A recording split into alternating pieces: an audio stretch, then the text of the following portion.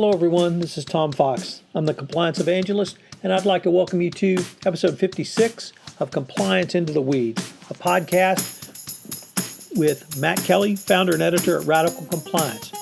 In this podcast, we take a deep dive into a compliance or compliance-related topic each week.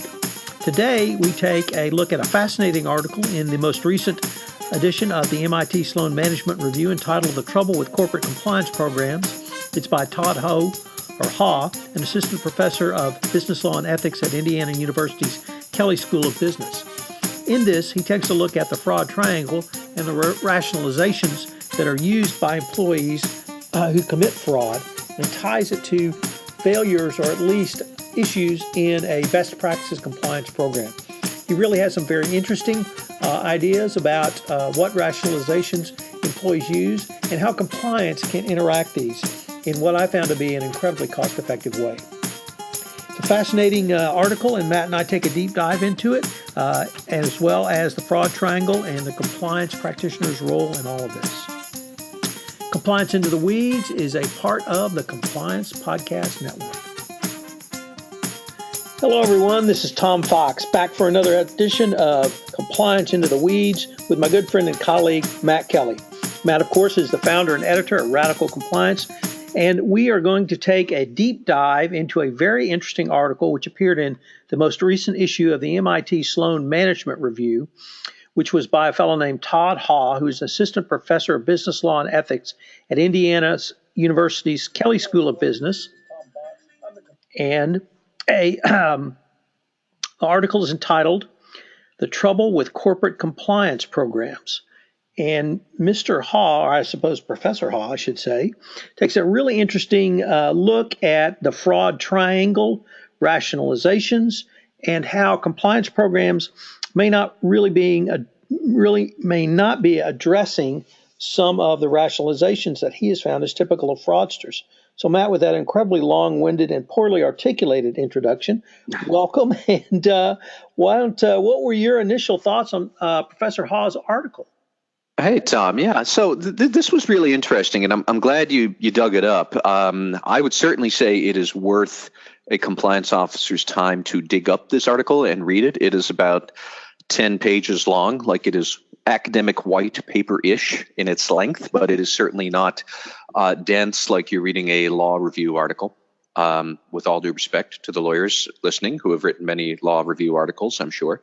But what I thought was interesting was his fundamental view that compliance programs seem to dwell too much on structures and mechanics of how to govern people's conduct. And my reading of it is, and I agree with this, is that this is more about looking at a person's motivations. And I have often said that, once somebody has decided to commit misconduct, they're going to commit misconduct. I don't care how good your controls are or what your incentives are. Once they've got it into their head, they're going to find a way to do it. So maybe we should spend more time looking at, well, why do they decide to do it? And in the vast majority of cases, before people commit misconduct, before they think about it, they go around like you and me and everybody else thinking, well, I'd never do that.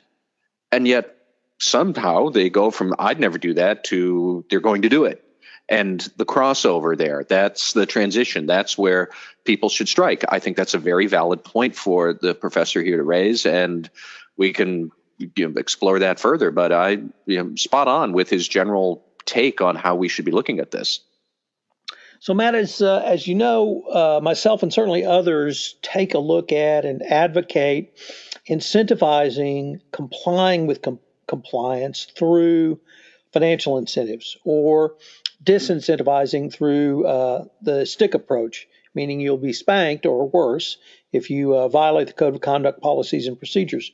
But what I found so intriguing about Professor Haugh's article was he picked up on a strain that you said, which is that what are the motivations which would cause a person to take the step of engaging in bribery and corruption, even knowing it's illegal, even having received compliance training about it with a company with a robust compliance program. And he said let's look at the fraud triangle. And let's go back to what I thought was the basics of fraud, which of course is the fraud triangle, which is pressure, opportunity, and rationalization. You've written about that a fair amount over the past 18 months or so. And he articulated 8 different rationalizations, which I thought were great to have them all in one place. Those included denying responsibility, denying an injury, denying a victim. My personal favorite in the current administration, condemning the condemners, also appealing to higher loyalties, and claiming entitlement. And he unpacked really each one of those and gave some examples of the types of situations that they would occur. And in the FCPA or greater compliance realm, I found that really several of these came into play. He talked about the Wells Fargo scandal and really related the rationalizations both up and down the management chain, down to the employee chain. And he showed how several of the rationalizations led Wells Fargo to get itself in the position it had. But so I thought that was really intriguing, really focused on the behavioral part of compliance. But he also came up with a really interesting set of prescriptions, or if remedies might be too strong a word, but certainly things that a compliance officer could do that certainly I've never talked about, and I don't think really many in the field have really focused on as well as he did. And the first was, I think we talk about behavioralism and behavioral psychology, but he actually takes it a step further and says a company needs a behavioral psychologist or a behavioral specialist on staff for a variety of reasons. Any thoughts on that? Well, I do think it will be a hard sell for a lot of compliance officers to get a behavioral psychologist or some sort of specialist like that on payroll somehow. However, not to dismiss the idea, because the idea is valid. And, could you get people in HR to think about these things a little bit more specifically? Probably you could. I actually looked at his 8 rationalizations, and I boiled them into 2 different categories that are about denial. And he has 3 different examples of denial. But the other 5, even though he does talk about condemning this or that person, or some of the other examples, what did he give there? I'm trying to find it. Claiming relative acceptability, claiming entitlement. Really, it's about somehow claiming some sort of special privilege that allows you to do this. And so now, since we are compliance into the weeds, I'm really going to dork out here. One of my college textbooks I read about in a philosophy class was written by C.S. Lewis, the children's author. He wrote The Lion, the Witch, and the Wardrobe and all these other books. He wrote a lot of adult books about theology too. And he said that really misconduct is about, if we're all waiting in line for French fries, somebody cuts in line. Very rarely will that person say, turn to me behind him and say, yeah, I cut in line, go screw. That's not how we do this. We think, the person will cut in line and say, well, actually, my need is really great. I'm super hungry. I haven't eaten in days. Or they will say, oh, no, you misunderstand. I didn't cut in line. I was here before. It's always some way of rationalizing out your misconduct. So, we really should be thinking about that. You really can tease it out. When I have written before about applying the fraud triangle to behavior, I have said that, in my estimation, the 2 legs to pay attention to are the pressure and the rationalization legs. Now, the 3rd leg is opportunity. We'll get back to that in a minute. But the opposite of pressure, the thing that you can use to prevent pressure from eclipsing what you want here, is corporate culture, personal culture, society culture. Culture alleviates that pressure. And then what alleviates rationalization are values.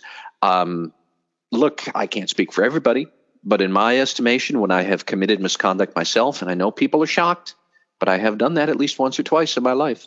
What really puts off rationalization is your values. And when you're talking yourself into doing something dumb, doing something wrong. And how can you support an employee's values? And how can the company create a culture that is going to allow for these pressures to be kept at bay? Because if you do those two things, you're in much better shape. And if you don't, then like I said before, I don't care about the opportunity leg. The opposite of opportunity is controls to seal it up. Once people have decided that they're going to have to do some sort of misconduct, they are going to find that way. They're going to find that opportunity. Controls be damned. So, it certainly is well worth thinking about things like incentives, messages from tone at the top. We could look at Wells Fargo, Tom. You and I have looked at Wells Fargo. That definitely the tone at the top there was clearly, you have to hit your quotas. 8 is great. You had to sell 8 products per day. If you did not, you got fired. And this went on for many, many years. What I found fascinating for Wells Fargo is they fired people over the course of 5 years. Well, clearly by year 3 or 4, employees who were engaging misconduct knew what the risk was going to be. I could get sacked for speaking up or anything else like this. And they were still doing all of this because the pressure was so great. And they knew what they were doing was misconduct, but it was pressure to hit your sales goals, and it went on and on. So, I mean, you almost, I don't want to say, who cares about the sentencing guidelines? Who cares about the COSO internal control framework? But that's how you structure all of the substance of it. The substance of it is exactly what this guy and you and I are talking about. So for those keeping score at home who want to read Matt's background from C.S. Lewis, that would be the Screw Tape Letters. Excellent. Excellent, Matt. Let me take a little bit different tack, but I was really intrigued by how you tied not only Haugh's work back to the way you look at the fraud triangle, but also the protections you put in place for the 3 sides of it. Because I found his ideas about having a behavioralist actually could be seen as an innovation, or at least a step forward in compliance, particularly around training. And I wasn't so much thinking of a behavioral specialist hired by the compliance function, but really a much more broader remit. HR would be a clear landing place for such a person. But when the corporate Department of Justice's evaluation of corporate compliance programs spoke about tailored training and its effectiveness, it seemed to me that having a behavioral specialist on staff or in your HR department, really thinking about not only delivering substantive training to high-risk employees, but actually speaking to the types of protections you have articulated from the fraud triangle perspective. I think that that's something that the Department of Justice would really sit up and take notice. But he also applied the same, in my mind, types of logic to the structural components of a compliance program, particularly around internal controls. And he cited to a favorite example of mine, which is on the gifts, travel, and entertainment reimbursement form, whatever your company might call it, to have the attestation at the first or the top of the page as opposed to at the end. And research has found that simply by moving the attestation up, saying that everything you will fill in hereafter will be truthful and honest, really goes a long way towards incentivizing people to obtain or get or input the correct and accurate information. And that so just a tweak of your controls can really add a behavioral aspect. And let me go to the third one, because I'm really going to be intrigued by your experience. You have been editor-in-chief of a magazine. I would call that the CEO of that company. So you've been a manager. You've obviously had to manage people. I've been a partner in a law firm, and he says on his third point, which is that even more than financial incentives, companies can use praises of expressions of gratitude to motivate employees more than money. And simply put, that's a pat on the back. It's a good word. It's bringing your top salesman in and giving them a trophy. Now, as a lawyer, I would have to say that would have had zero motivation on me. I wanted money. You know, there's a reason I'm a Pink Floyd fan. But what really is your experience? And I would ask you to think about it from your business leadership perspective. I've often said that, you need to bring together people who like what they do, like not just that they find the work easy to do or convenient with their schedule or fits in with everything else, which is important, but more, you have to believe that what you're doing is interesting and fun. And I know that for people in corporate compliance, that's a bit of a stretch because 90% of the country would not consider talking about these things interesting and fun. But I mean, there's that, and then trying to achieve along those lines. And I do think that we can pick up on sales executives in particular. Any sales executive can bribe their way to the top of the success list. Maybe I'm naive, but I think actually salespeople who are by nature competitive, they are more rewarded when they know I got to the top of the list without bribing anybody because I'm the best goddamn salesman around.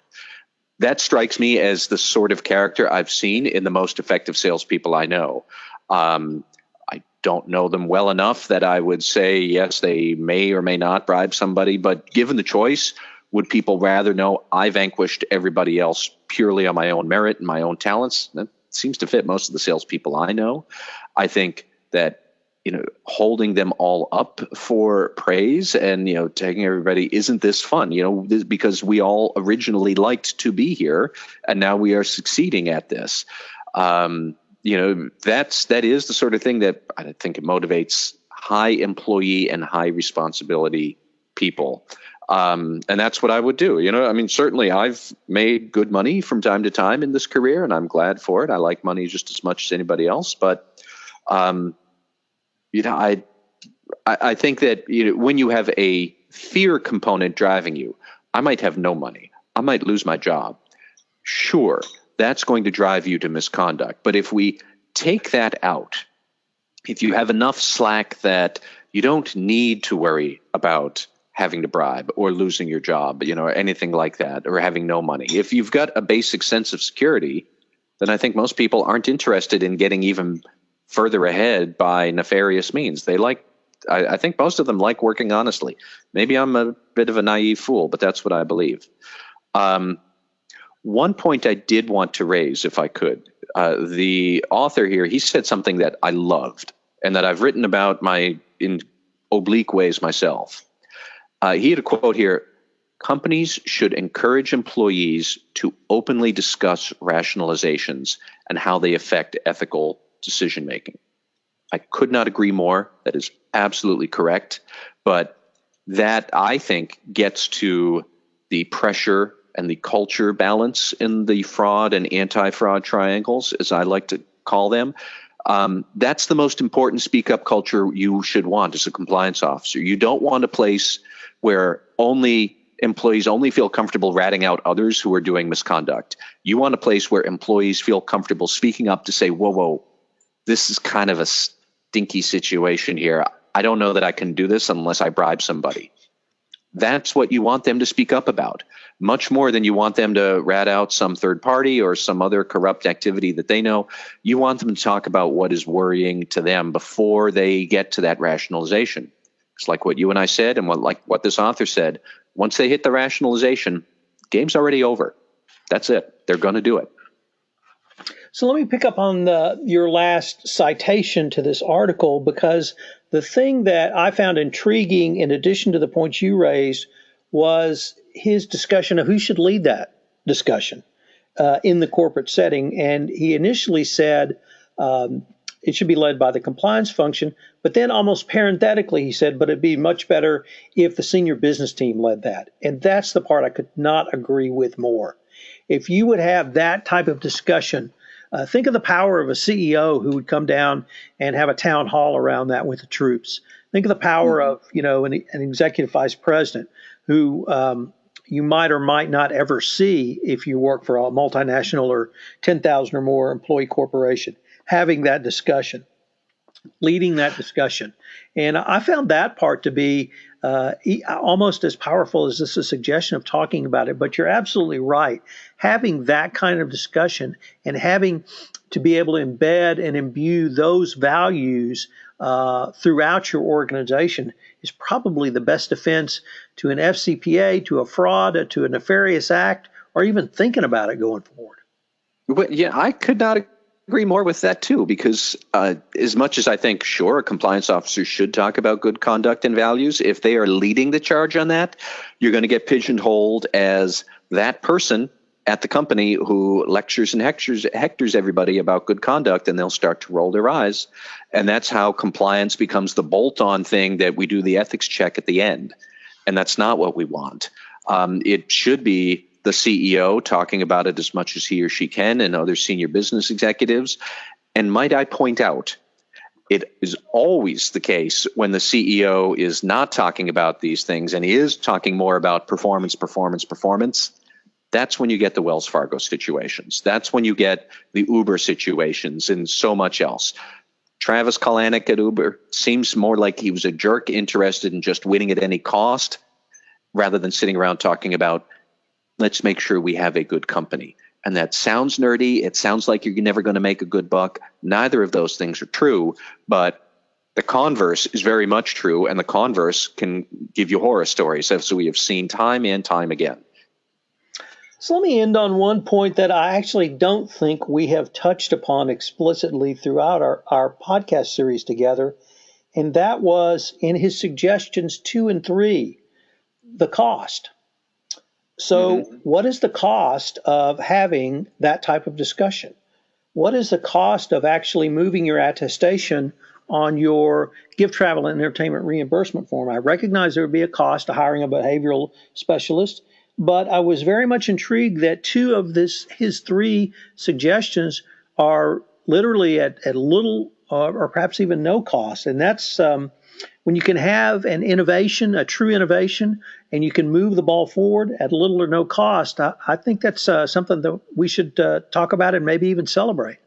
I think we should. And I mean, and on a different podcast, we could really geek out about that again. But compliance officers should know there is an endless number of low-cost little tweaks you can do like that. There are books like Nudge, and I don't know, I'm certain I could think of some others too. Decisive is another one by the Heath brothers. You know, they give small examples of how you can push people just a little bit, and then they go in a radically different direction, and it doesn't cost a lot. You know, moving the attestation, that's the edit function on a PDF, and then you upload a new file and to a central server. You're done. It'll take you 5 minutes. And even a compliance officer could do it. You don't need an IT person. That kind of stuff is much more easy than people would assume at first glance. Boy, once an editor, always an editor. Yeah. Well, Matt, this has been a fascinating discussion. We've been talking about Todd Haugh's article in the most recent MIT Sloan Management Review, The Trouble with Corporate Compliance Programs. We both found it fascinating with some really concrete tips that you could implement into your compliance program, best practices or not, at relatively little to no cost. So, Matt, with that, thanks very much, and we'll look forward to going into the weeds again. This is Tom Fox again. I'd like to thank you for listening to this episode of Compliance Into the Weeds. If you have listened to this podcast on iTunes, I would greatly appreciate it if you would rate our podcast, as it would help in our rankings and also help get the word out about the only podcast that takes a deep dive into a compliance or compliance-related topic each week, literally for the geeks in all of us. I hope you've enjoyed this episode of Compliance Into the Weeds, which is a part of the Compliance Podcast Network, and I hope you will join us again next week for another episode. I also hope that you will join Matt and I, together with Jonathan Armstrong and Jay Rosen, for a special live podcast of everything compliance the week of October 16th, live from the SCCE 2017 Compliance and Ethics Institute. More details will follow on this. Thank you again for listening, and I look forward to visiting with you again.